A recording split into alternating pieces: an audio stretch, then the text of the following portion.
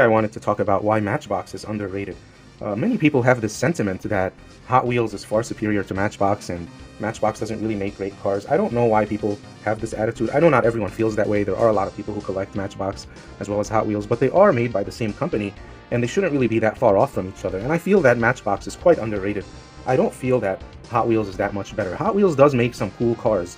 They make cars that are a little bit crazy and freaky and wild and colorful, and I think Matchbox doesn't go that far with their design. It sticks to real cars, but that's what makes Matchbox great, right? They have some really nice models, and I'm going to share two versions of this car with you today. So Matchbox puts a lot of detail into these cars to make them look realistic, and I think it really is underrated. I think Matchbox is awesome.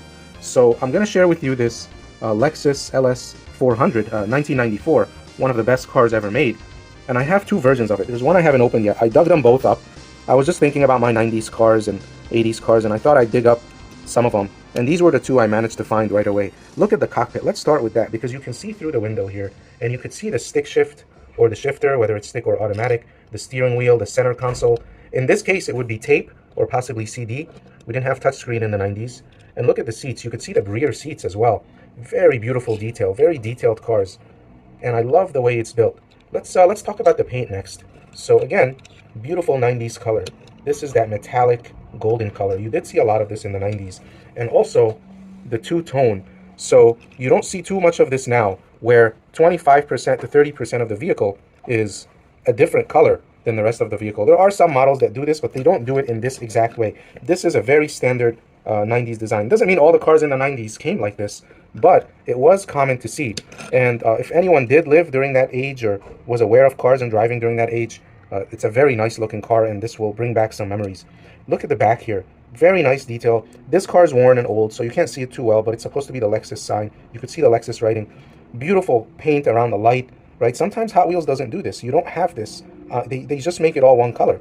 And again, I'm not saying that Hot Wheels is worse or anything like that. I'm just saying that Matchbox is underrated. It really is. And then look at the front here. They have the grille. They have the Lexus. The lights are a little chipped. This is my own fault. I did this to it. However, you know, even though it's used and chipped up, it's a beautiful car. And you could really see the quality of Matchbox vehicles. This is just a regular Matchbox car. It's not a premium or anything like that. I have another one, which I haven't opened yet, and I will open it now. So I dug this one up. It's the same car, different color. But let's open this and take a look. So I believe that beige, that golden one that I just went over, was made in 2020. This one's a little more recent. It has a different color scheme. This one is also very beautifully made. Now the color scheme here, there was a Matchbox, I guess you could say series or collection, which was 70th anniversary special edition, and they all came in this color. So they were selling this. They were selling a bunch of models. Okay, there you go. Now you could see it. 2023. I think they were also selling it in 2022, but they all came in this color. This color, the 90s model cars didn't really have this silver color. Actually, you didn't really see this color until, I want to say, early 2000s is when it got very popular, but still very beautifully made car. And look at that detail. You could see windshield wipers. You could see the little nozzles that shoot the washer fluid up onto the windshield to clean the windshield. They didn't have to do this, but they did, which is good work on their part. And then the rear.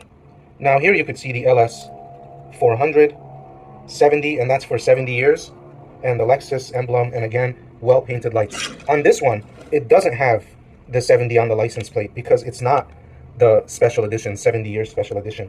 But ultimately, they're both very nice cars. Very beautiful car. Matchbox really is underrated. And let me just show both of them together.